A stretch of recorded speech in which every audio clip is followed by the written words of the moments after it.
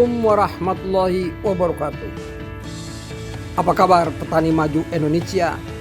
Saya doakan pada hari ini semua berada dalam keadaan sehat walafiat, tak kurang suatu apapun. Semua program dan rencana yang dikerjakan berjalan dengan sukses karena kita semua mempunyai semangat dan motivasi yang tinggi untuk selalu melakukan hal-hal dengan yang terbaik. Pada kesempatan pertemuan kali ini kita akan membahas masalah penyakit bercak coklat pada daun. Semakin menyebar saat ini perkembangannya, terutama pada musim hujan. Penyakit bercak coklat atau brown spot yang diakibatkan oleh patogen Physoderma maidis bisa menyebabkan tanaman jagung itu tertutup semua helaian daunnya, bahkan pelepah daun sampai ke batang itu bisa terserang. Kondisi ini juga diperparah dengan kelembaban yang tinggi pada saat di musim hujan.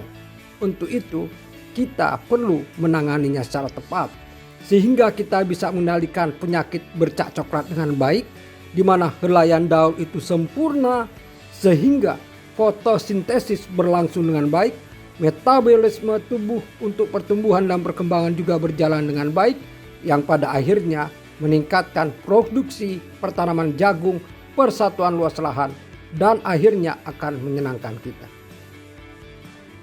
Kendalikan brown spot disease atau penyakit bercak coklat dengan benar agar pertumbuhan tanaman jagung maksimal dengan produksi yang tinggi. Kita tahu bahwa untuk menanam jagung di musim hujan butuh penanganan ekstra, di mana tanaman jagung biasanya terancam berbagai macam serangan penyakit, baik yang berasal dari bakteri, jamur atau cendawan, nematoda, virus dan lain-lain. Di mana untuk daerah tertentu, serangan penyakit yang biasa menyerang dengan penyebaran yang tinggi adalah penyakit bercak coklat atau brown spot disease. Penyakit ini termasuk tular tanah atau seedborne, dan tidak hanya menyerang daun, baik helaian maupun tulang daun, penyakit ini juga menyerang pelepah daun, bahkan batang tanaman. Serangan yang tinggi bisa menutupi seluruh helaian daun sehingga tidak bisa melaksanakan proses fotosintesis, lalu mengering. Serangan pada batang bisa mengakibatkan tanaman rebah atau stem lodging. Penyebab penyakit brown spot ini adalah Physoderma maidis, yaitu spesies jamur dalam famili Physodermatase. Merupakan satu-satunya kelas jamur yang menghasilkan zoospore, yaitu spora yang memiliki flagel atau ekor yang bisa berenang di air bebas. Bisa bertahan hidup sebagai sporangia selama 2-7 tahun di tanah dan sisa tanaman.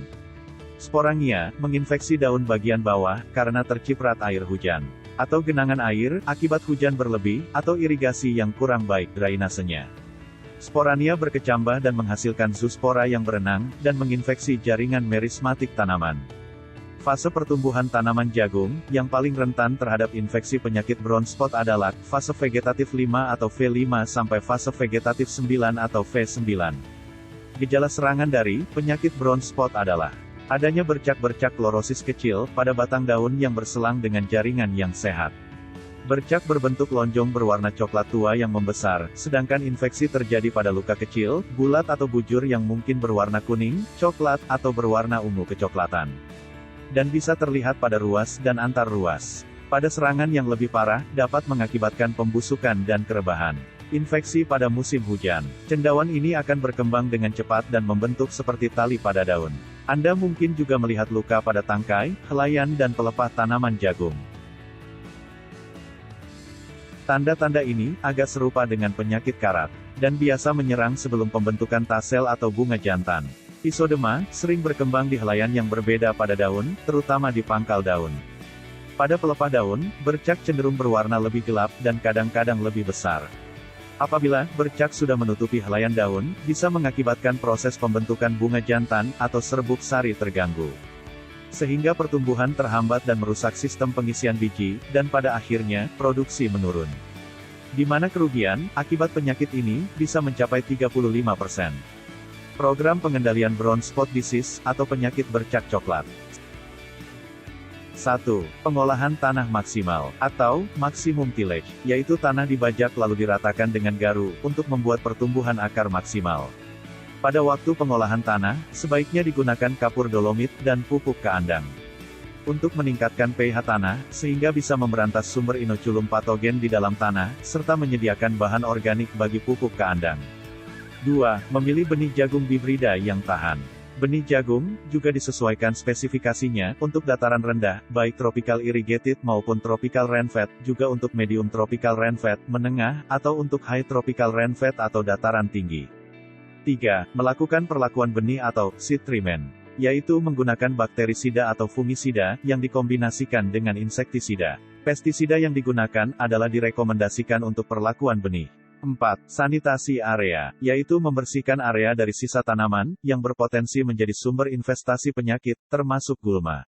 Juga menjaga lahan dengan perbaikan drainase agar tidak ada genangan air. 5. Melakukan rotasi tanaman atau rotasi varietas. Dan kalau memungkinkan melaksanakan penanaman serentak. 6. Perawatan tanaman muda, yaitu mulai tanaman ditanam sampai dengan munculnya bunga jantan atau vegetative tasseling. Dengan cara melakukan penyemprotan pestisida, yaitu fungisida yang bisa dicampurkan dengan insektisida dan atau pupuk daun. Fungisida yang disarankan adalah bersifat kontak sistemik, misalnya fungisida dengan nama dagang Amistar Top, Skor, Ditane M45, dan lain-lain. Pada usia tanaman 7, 14, 21, 28, dan 45 hari setelah tanam.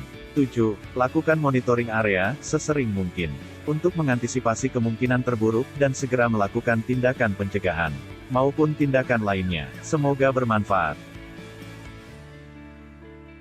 Demikianlah para petani maju Indonesia yang bisa kami sampaikan. Semoga bisa diadopsi dan dipahami serta kita implementasikan dengan baik di lapangan. Kami doakan pertanaman kita pada musim tanam kini itu sempurna sehingga hasilnya akan memuaskan kita bersama. Kiranya cukup sekian dari kami. Mohon maaf apabila ada kesalahan. Billahi taufiq wal hidayah. Assalamualaikum warahmatullahi